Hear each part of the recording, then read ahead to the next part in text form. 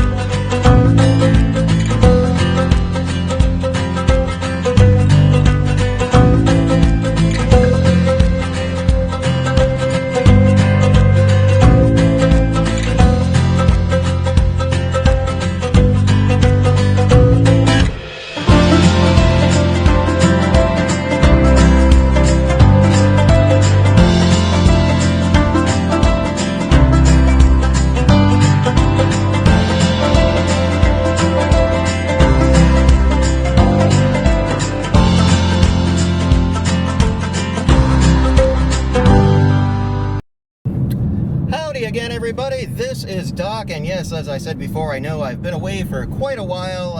It's been an interesting couple of months as I've kind of worked out a move here up into the beautiful endless mountain region of Pennsylvania. We're here in Bradford County, hoping to establish some nice spay-neuter efforts and some other veterinary care for those that are in need in this area. So thanks for everybody who still continue to follow along, and hopefully we'll be able to continue to give you some great tips here on Driving with Doc as we talk about what's coming up in about a week, which is the 4th of July. And of course, if it's the 4th of July, that means one thing and one thing only, that is fireworks. And while we ooh and ah and shout and clap and, you know, get down and go out and buy and do all those things to really enjoy those fireworks each year, I want to kind of talk a little bit about the effect, obviously, on your pets, and how you really have to kind of keep all of that stuff in mind as well when you are dealing with things such as fireworks. And every animal is different, just like every people. There's some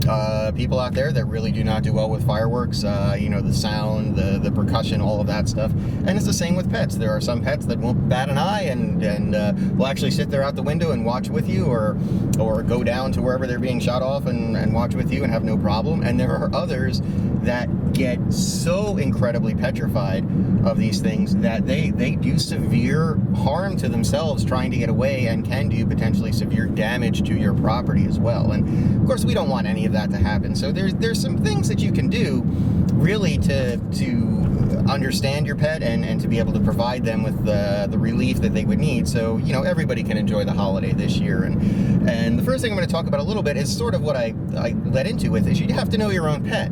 There are some pets, like I said, that do fine with fireworks, some that don't. So you really want to make sure that you understand how your pet reacts to them. And one thing that you sometimes can base this off a little is how your pet responds in thunderstorms. The sound and the feelings and all of that are very, very similar to fireworks. Now, thunderstorms may not be as prolonged, say, as fireworks, and maybe the noises won't be quite as loud and earth-shattering at times, although we've had some whoppers up here so far. But, you know, if your pet is the kind that really, really freaks out in thunderstorms, then it's probably going to be one that's going to freak out pretty severely with fireworks. So that's important to know. And you want to gauge how your pet responds, because you don't necessarily maybe need to medicate every single case of a little bit of anxiety or fear when it comes to fireworks. And you have to do it by thinking of it from the pet's perspective. So if you have a dog or a cat that just when fireworks happen or thunder happens, they just kind of, you know, go off into a closet or hide under the bed or even kind of cuddle up with you, but they're not shaking, they're not constantly trying to move around, they're not constantly trying to get out, they're not, you know, causing damage to themselves, things like that. If they just go and hide, in their mind, a lot of times what's happening is, yeah, they're a little scared, but they know if I go here and I just stay quiet, it goes away. So those are ones you certainly can talk to your vet about potentially medicating, but may not need medication if it's just kind of a mild thing where they go off and hide and then they come out and they seem okay. So if you have an animal like that, you just monitor, really, at least in my opinion, and see how they do. If they obviously start getting worse, then it's certainly something you may want to look at talking to your vet about medicating a little bit. Now, on the other hand, if you have caught a pet that goes absolutely crazy, is just trembling, cannot get comfortable, is tearing at the screens, tearing at the doors, digging things up in the closet, running under the bed, running out of the bed, just totally freaking out. Those are animals that we definitely want to get some medication on board to help these guys. And it used to be in the past, and a lot of people probably still do this, that we would treat it with just a straight sedative. The most common one that was used out there was something called acepromazine, which was a sedative, and it did sedate them. But as we learned more about animals and the pharmacology and all that, what we realized is with a sedative, you definitely are making them sedate, so they're not moving as much. They may appear quiet, but you're not taking the anxiety away. So it's, in some ways, some people equate it to, and I don't necessarily 100% agree with this, but some people equate it to almost it being worse for the animal, because they are freaked out, but their body is sedated, so they can't do anything about it. So from our perspective, oh, look, they're they're resting or whatever, it doesn't seem to be bothering them. When they're in their mind, they could still be going crazy, but they're just so sedated, they can't act on that. So what we've really started to go to in these cases are drugs that do provide sedation, but also are true anti-anxiety medications. And we found these work a lot better. They actually have a very quick onset of action, so you certainly can use them the day of. The main ones that you want to talk to your vet about for your pet are trazodone, which is an anti-anxiety medication, and gabapentin. And usually trazodone and or gabapentin we'll use in dogs. Usually we're going to be using gabapentin more in cats. And those two seem to have a pretty good effect on anxiety and just making things better for them and allowing them to cope a lot better with some of these situations. You can also talk to your vet about some other types of anti-anxieties out there, like Ativan or Xanax. Those are used in animals. Probably not quite as much, now that we've gone to the trazodones or the gabapentins, but all of those certainly can potentially work when it comes to taking care of your pet. Now, you want to talk to your veterinarian about these issues now. We are about a week out from 4th of July, depending on when you're watching this, or maybe a few days out. You don't want to wait until the day of or the day before to realize that your pet is freaking out and you need medication, because a lot of times it's going to be hard to get because your vet's probably going to be closed and you may not be able to get it from an emergency clinic or something like that. So you definitely want to talk to your vet now about this, especially if you do have an animal that is known to have anxiety issues. Talk to them now, put a phone call in, see if you can get some medication after talking to your vet about it. And you also want to, talk to your vet about maybe getting a couple of extra doses. And the reason I bring that up is this. You want to know how that medication is going to affect your animal and your pet. And sometimes, like I said, we have different medications we can choose from, and just like in people, different anti-anxieties, different sedatives work different in different people. So you want to maybe try that medication out first on a quiet night or something like that and see how they affect, see what dose may be needed. And these are all things that you need to talk to your veterinarian about, who can guide you a little bit more in it. But this way, when it comes time when you actually need it, you know what is going to work, you know what dose is going to work, and you'll be able to provide it to your pet confidently, knowing that it is going to provide the sedation that you really are looking for in these cases, and the anti-anxiety effects as well. So remember, you want to talk to your vet now about these things. Don't wait until the day of. And also, everywhere I've traveled, it seems like the 4th of July fireworks, it's not a day anymore. It's almost like a week-long event. So you'll start seeing them shot off now, and then it'll culminate on July 4th. And if some of the places I've been, it really does sound like a war zone out there, folks, with all of the new fireworks that are out there, and with some of the laws easing, allowing people to get different types of fireworks, louder fireworks, things like that. That definitely can have a bigger impact on your pet. So those are things you want to talk to your vet about. What can you do, though, in your own home that you can also do to make things easier for your pets. And what you want to do in that situation is set up almost like a quiet room for them. If you know that they're ones that get very anxious, you want to have something set up ahead of time. So it can be as simple as a bedroom or a room that they feel comfortable in, and you want to do things that are going to distract them from the fact that fireworks are going on outside. Some of the easiest things out there to do with that are, if there's an air conditioning unit, run the air conditioner in the room.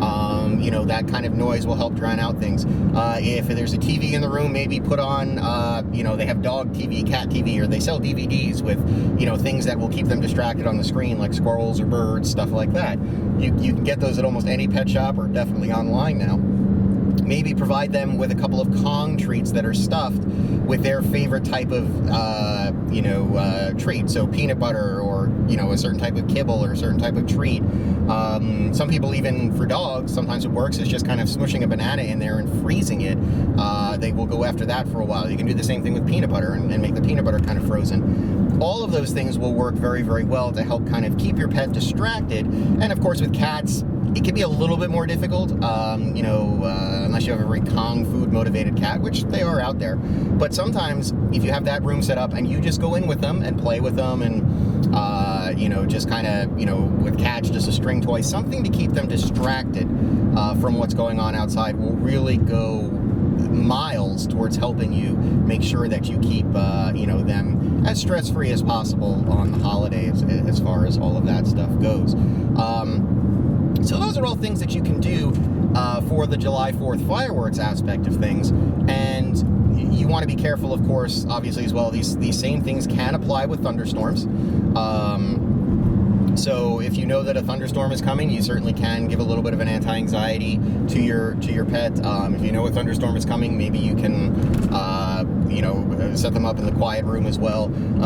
There's also another method sometimes that we try, which is called desensitization therapy. And it's the same thing that's done in people, where you actually almost get a soundtrack of thunder playing in the background, or even fireworks going off, something that is played very low to start. You want to talk to your vet about the best way to do this, so that your pet kind of almost gets used to that noise and it's not such a shock. It works in some animals, it doesn't necessarily work in others. One final thing that I will mention that you certainly can also look at pursuing in calming anxiety is actually something called, ironically, a thunder shirt. And these are made for dogs and cats, and they're kind of these tight-fitting little vests. You can see kind of in the pictures that I'm showing now. And they just fit around, and they work on a pressure point principle, or almost like an acupressure principle, of just making people feel, or their pets feel, I should say, more secure, almost like somebody's hugging them or wrapping around. It's the same sort of concept as kind of like a weighted blanket for people that have anxiety. Just having that kind of feeling of being wrapped up and a little bit of pressure on them really does actually, ease some of their anxiety and make them feel better. And, I'll be honest, with the thunder shirts, and the people that I've talked to and used it with, it really has kind of been a 50-50 thing. I've seen about 50% of the animals do really well with it, and sometimes they don't even need medication. All they need is the thunder shirt. And others where the owners have said it's really made no difference at all. So that's also something that you can talk to your vet about, as far as seeing if that would be something that would help your pet. And if it does, great, because we don't want to have to medicate animals, but if we are going to be providing them with relief from severe anxiety where they're doing harm to themselves, then of course we want to go down that road. But if we can do it with a thunder shirt, hey, more power to you. Looking more now at just kind of the festivities around July 4th, the one thing that we want to make everybody aware of is, especially now with the COVID restrictions being lifted, everybody's going to be having parties, everybody's going to be having get-togethers, barbecues, things like that, things, you didn't have necessarily last year. And that can also be, one, a really stressful time for your pet, too. So if your pet is one that tends to really get nervous with new people around, or is, anytime their routine is disrupted, they get really anxious, or because of that anxiety or even a little bit of fear, they may be prone to nipping or biting people that they don't know. You definitely want to just remove your pet from the situation. That's the easiest way to deal with it, and that's where that quiet room comes in. That's the situation where you just want to put them up in a room by themselves, where they have their treats, have their toys, have everything to keep them comfortable, and, maybe maybe check on them once or twice during the party or the barbecue, but otherwise, just let them be. You don't want to try to force them into any situation where they are going to feel uncomfortable, because that is unfortunately where nips happen, when bites happen, and especially if you're having little children around and the pet is not used to kids, that's when those types of bites or scratches or nips can happen, and those are really unfortunate situations for everybody involved, because nobody wants to see that sort of thing happen. And a lot of people will turn to blaming the animal for that situation when it's not the animal's fault. It's the fault of the owner who is not understanding the way their animal, reacts in certain situations. So, keep kind of that in mind. They also may, if you don't have them kind of secured or put up in a room, they may be one that is more inclined to run out the door. If you have doors or fence gates that are opening and closing all the time because you have people coming in, coming out, that's a perfect opportunity for your pet to potentially run out and escape. And July 4th actually is one of the biggest holidays that we see, and one of the biggest days of the year where pets go missing. And it's a combination of the fireworks causing them to be really nervous and anxious and potentially busting through a door, busting through a screen window or something, and during these get-togethers where they may slip out through the door, and sometimes people don't even notice it. If you're carrying stuff in, saying hello to people, all of that stuff, your pet can easily just slip right out through the door and nobody notices until later. And so just keep all of those things in mind to make sure that your pet stays happy and home and healthy, during this July 4th holiday. And then the final thing I'm going to talk a little bit about goes more to the large animal side, which is, the horses, cows, farm animals. And it really is sad and unfortunate in these types of situations, at least to me, because, everybody wants to do these types of things for, entertainment and fun. And, it's a part of culture, going out with the fireworks. But as much as they affect potentially dogs and cats, fireworks have a really, really bad effect on horses, in particular, and other farm animals, because you have to think of it as horses being very flighty animals most of the time, and they are a prey species, which means they are going to most of the time run from any kind of threat.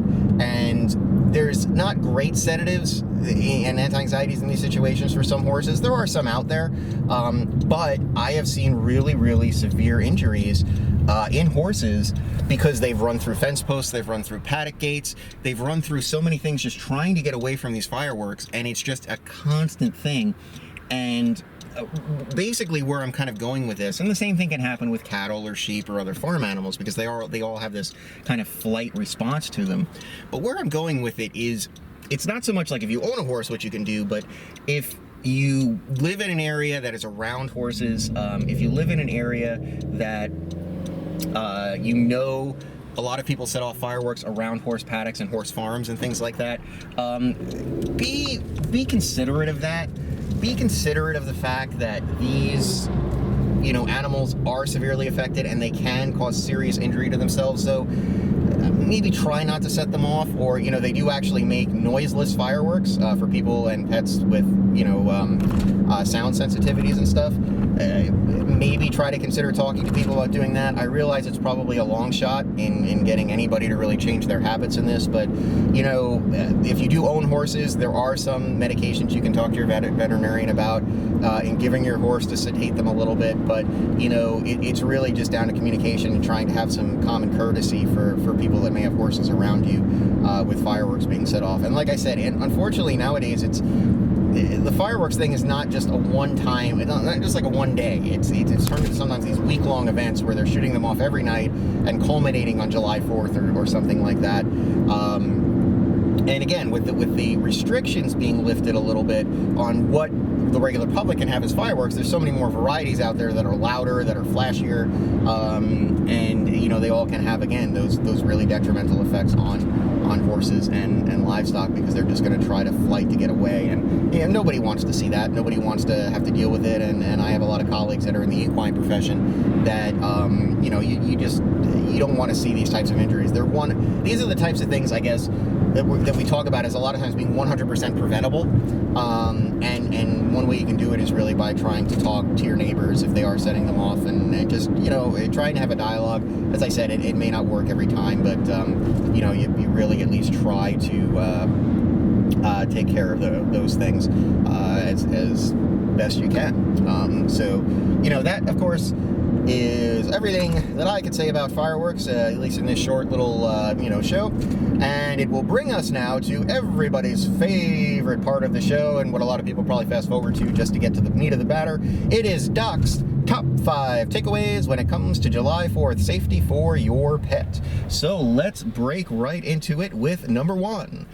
Just remember that every pet is unique. You know your pet better than anybody, and you want to talk to your veterinarian about your pet's particular anxiety or non-anxiety issues, and the things that you can do to potentially help control those issues. So if they do have severe phobias, as I said, you definitely want to talk to your vet about dealing with that. Number 2, you want to make sure that if you do need to talk to your veterinarian about phobia issues when it comes to fireworks, you want to do it for your pet now.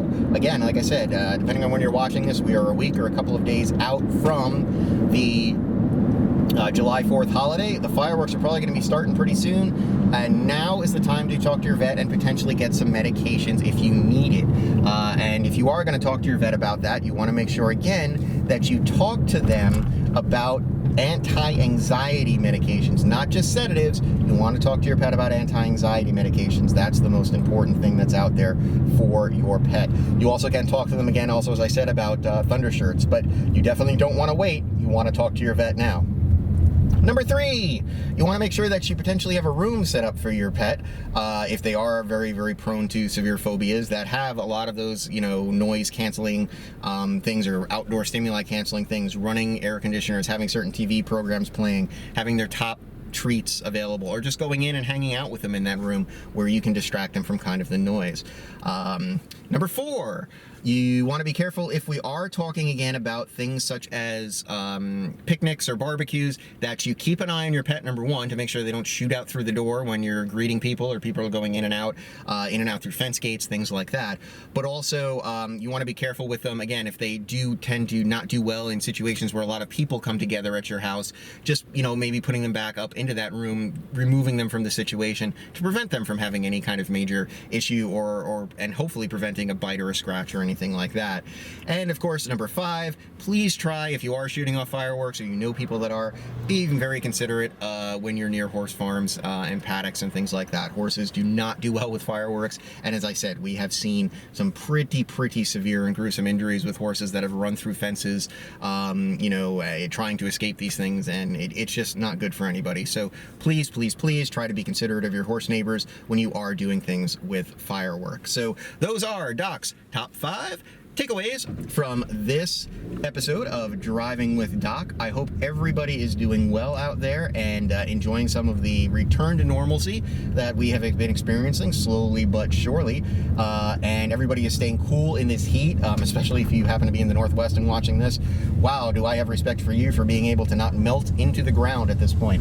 But we do want to make sure that everybody is as safe as possible. I hope everybody has a wonderful 4th of July holiday and takes these tips to heart. As always, if you have any questions about this sort of thing or any topic you may want covered on Driving with Doc, you certainly can drop me a line at drivingwithdoc@gmail.com. Again, that's drivingwithdoc@gmail.com. I am always happy to try to answer them. We will try to tackle any topic. And as I said, now that I'm more situated and moved up here finally, we will be getting back to a normal schedule of these shows and episodes, along with maybe some drive-by tips of the day, and who knows what else we may be able to come up with. But in the meantime, again, thank you for everybody who's watched this. I hope you found this useful and informative, and it did lead to a little bit of information gathering for you and things you can do to keep your pets a little bit safer on July 4th. So until next time, again, hope everybody has a wonderful holiday, and we will, of course, see you back on the road as we go driving with Doc.